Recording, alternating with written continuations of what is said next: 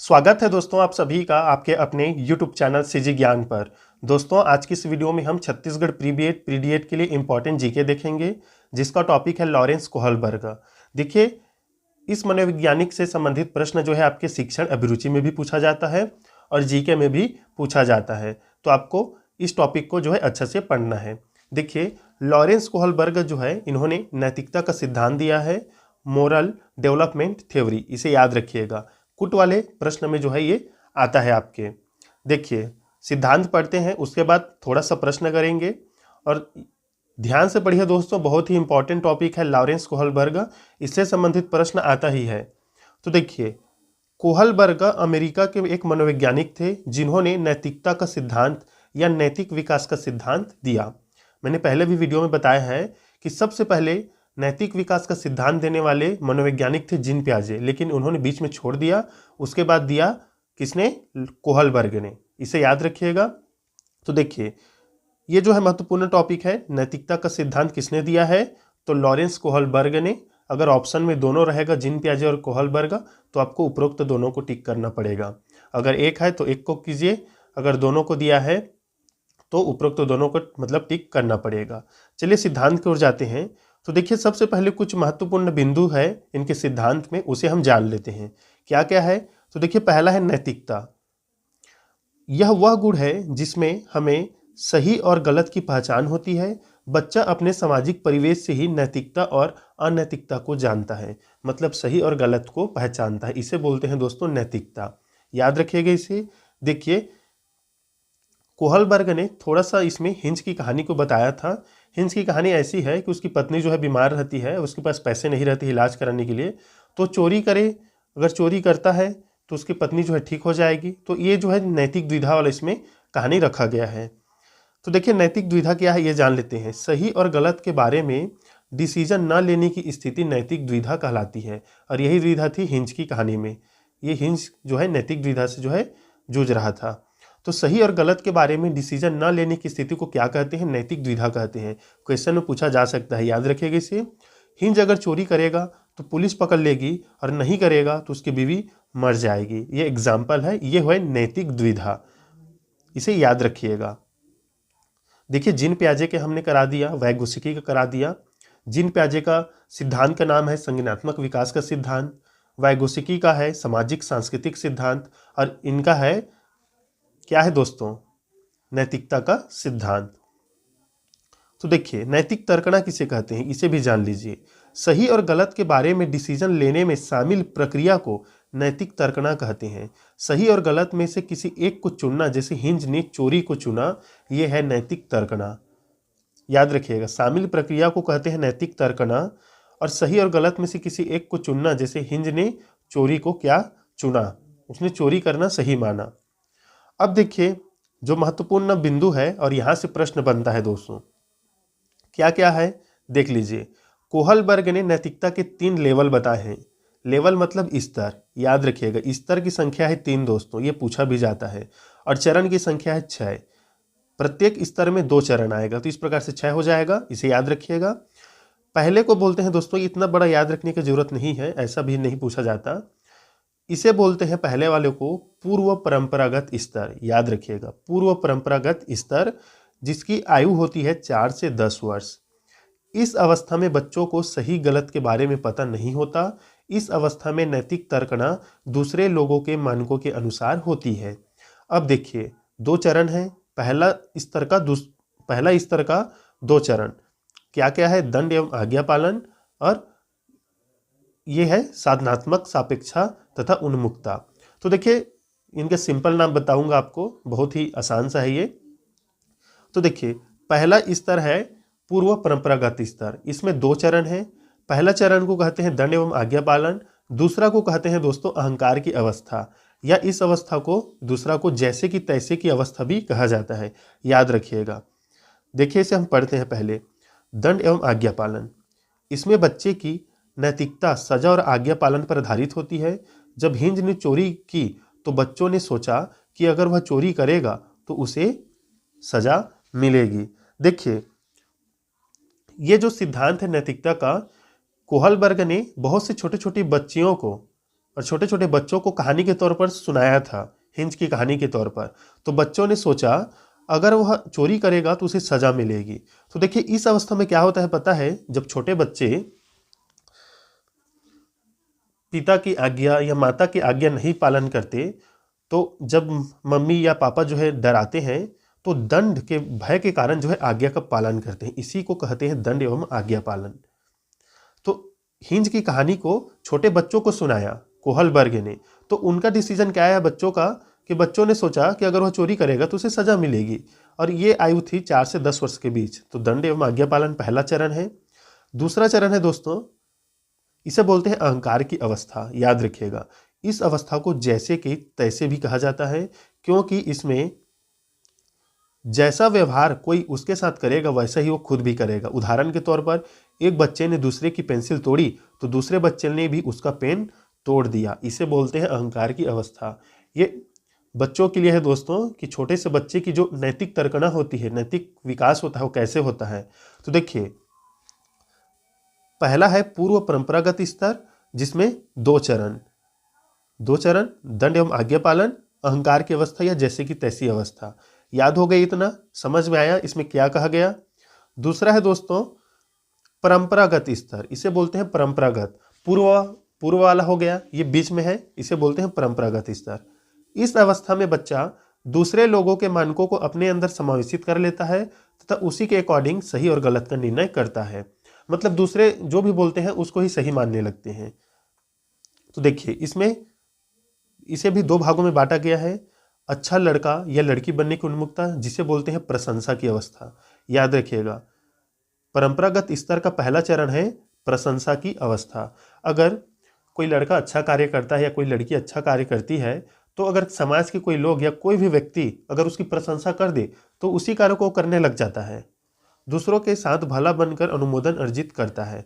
मतलब इसी को अच्छा लड़का एवं लड़की बनने की उन्मुखता कहा गया है। इस अवस्था में बच्चा क्या है, सभी की नज़र में अच्छा बनना चाहते हैं। अगर कोई तारीफ कर दे तो उसी कार्य में लग जाते हैं और तारीफ मिलेगा। तो ये हो गया। दूसरा चरण है परंपरागत स्तर का कानून एवं व्यवस्था उन्मुखता। अब देखिए इस अवस्था में होता क्या है। इस अवस्था में एक उदाहरण के तौर पर इसे बताया गया है।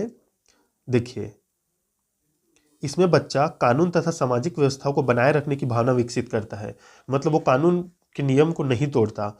देखिए उदाहरण के तौर पर अगर किसी के पापा का एक्सीडेंट हो गया है तो भी वो रेड लाइट पर पार करते हुए, इसलिए वह ऐसा नहीं करेगा।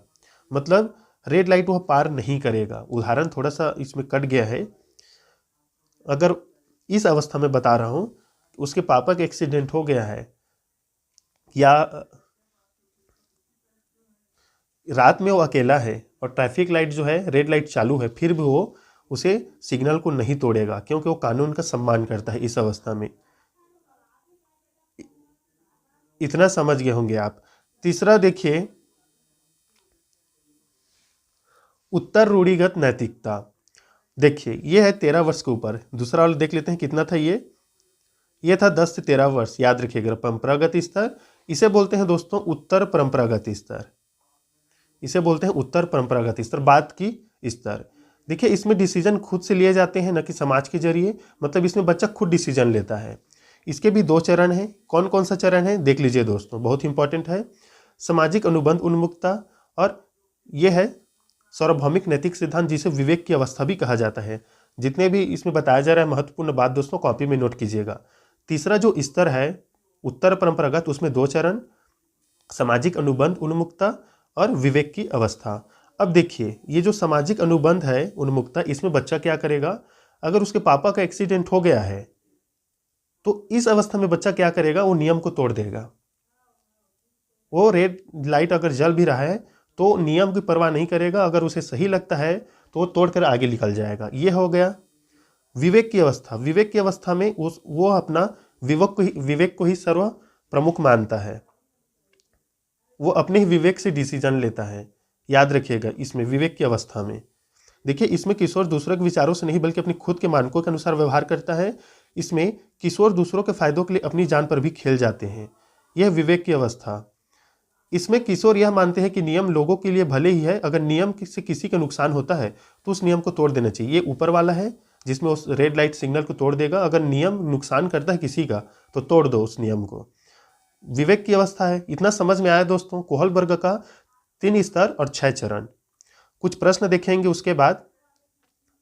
तो अभी थोड़ा सा सिद्धांत देख लेते हैं। देखिए इसका जो सीमाएं हैं, मतलब कोई आलोचना किया गया था कि इसमें क्या क्या आलोचना है या सीमाएं हैं। तो देखिए कोहलबर्ग की सिद्धांत की आलोचना, इनके सिद्धांत की आलोचना जो है कैरोल गिल्गिन ने की थी, जो इनकी खुद की स्टूडेंट थी। उन्होंने तर्क दिया कि कोहलबर्ग ने अपने एक्सपेरिमेंट में महिलाओं को कम प्राथमिकता दी थी। याद रखिएगा, प्रश्न पूछा जाता है मेल एंड फीमेल की मोरल रीजनिंग में कल्चर के डिफरेंसेस को इंपॉर्टेंट नहीं दी गई थी। मतलब अलग अलग होता है धारणा, मतलब इसमें तर्कना जो है धारणा, तो उसको इंपॉर्टेंस नहीं दिया गया था। ये इसका सीमाएं हैं। चलिए कुछ प्रश्न देख लेते हैं। देखिए दोस्तों, पहला प्रश्न है लॉरेंस कोहलबर्ग के अनुसार 7-8 वर्षीय बच्चों में नैतिक निर्णय लेने का अधिक आधार क्या है? सामाजिक व्यवस्था बनाए रखना, सामाजिक अनुबंध बनाए रखना, दंड और आज्ञा पालन, या सार्वभौमिक नैतिक सिद्धांत। बताइए दोस्तों, 7-8 वर्षीय बच्चों में नैतिक निर्णय लेने का आधार क्या है? तो देखिए इसका सही उत्तर हो जाएगा, जब बच्चा 7 से 8 वर्ष का होता है तब नैतिक निर्णय लेने का आधार होता है दंड और आज्ञा पालन। दोस्तों हमने देखा है, तो ऑप्शन सी क्या हो जाएगा? सही उत्तर हो जाएगा। सिद्धांत में दंड के कारण जो है वो आज्ञा का पालन करते हैं। ऑप्शन सी क्या हो जाएगा दोस्तों? सही उत्तर हो जाएगा। देखिए दूसरा प्रश्न है निम्नलिखित में से कौन सा चरण लॉरेंस कोहलबर्ग द्वारा दिए गए नैतिक विकास के सिद्धांत में शामिल नहीं है? पारंपरिक चरण, अपारंपरिक चरण, उत्तर पारंपरिक चरण, पूर्व पारंपरिक चरण। मतलब परंपरागत स्तर, पूर्व परंपरागत स्तर, उत्तर परंपरागत स्तर। तो देखिए दोस्तों शामिल क्या नहीं है? तो हमें पता है अपारंपरिक चरण या अपरंपरागत स्तर नहीं है। तो ऑप्शन बी क्या हो जाएगा? सही उत्तर हो जाएगा। याद रखिएगा, तीन ये चरण नहीं है, याद रखिएगा ये स्तर होते हैं, इसे स्तर बोला जाता है, लेवल। ऑप्शन बी क्या हो जाएगा? सही उत्तर रहेगा इसमें। देखिए तीसरा प्रश्न है निम्नलिखित में से कौन सा सही सुमेलित युग्म है? सजा और आज्ञाकारिता अभिविन्यास कानून तय नहीं है, अपितु समाज की भलाई के लिए बदला जा सकता है। अच्छा लड़का अच्छी लड़की अभिविन्यास दूसरों के साथ भला कर अनुमोदन अर्जित करता है। कानून और व्यवस्था अभिविन्यास मानव अधिकारों के मूल्य के आधार पर नैतिक सिद्धांतों को स्वयं चुना जाता है। सामाजिक अनुबंध अभिविन्यास किसी क्रिया के भौतिक परिणाम यह निर्धारित करते हैं कि यह अच्छा है या बुरा। बताइए सही उत्तर क्या है दोस्तों?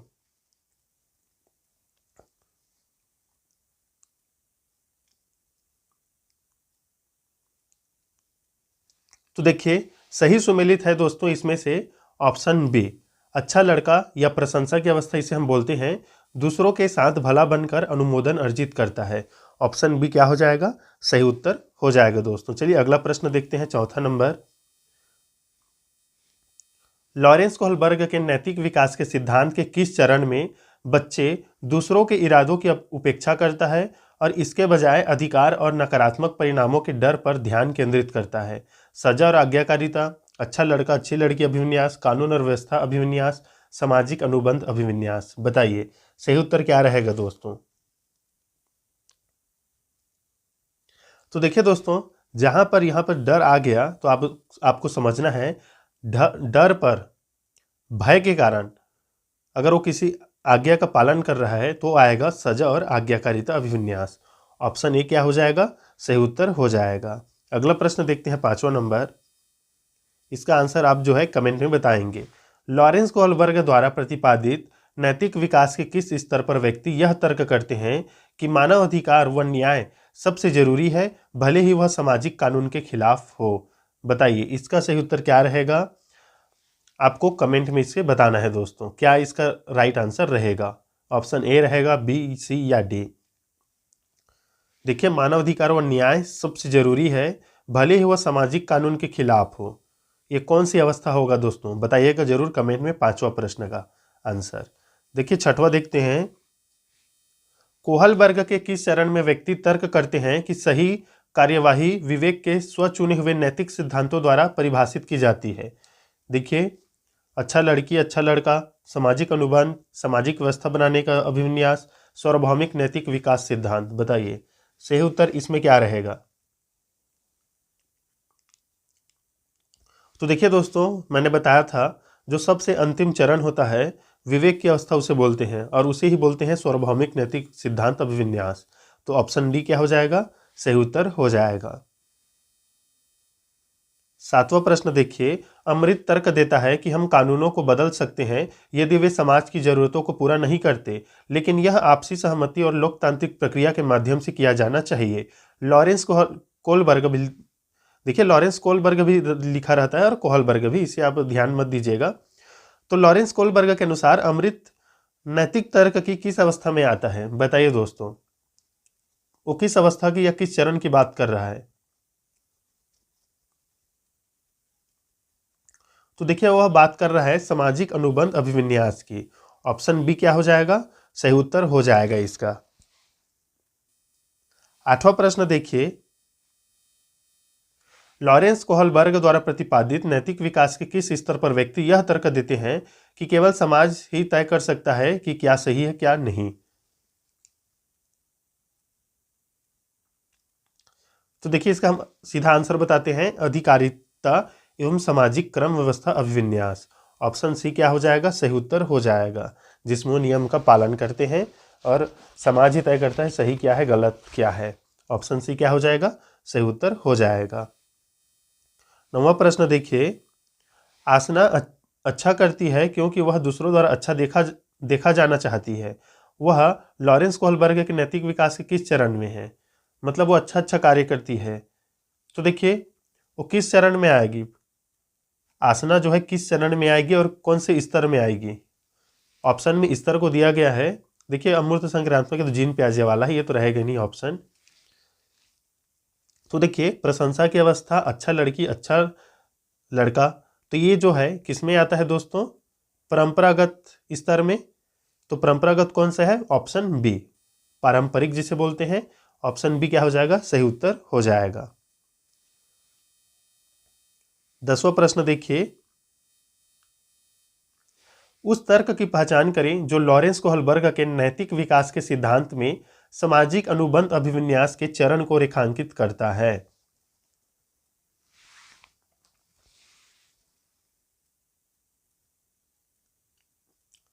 तो देखिए दोस्तों, सामाजिक अनुबंध अभिविन्यास, तो ये है ऑप्शन सी इसका राइट आंसर। मानव उद्देश्यों को आगे बढ़ाने के लिए कानून और नियम लचीले उपकरण हैं।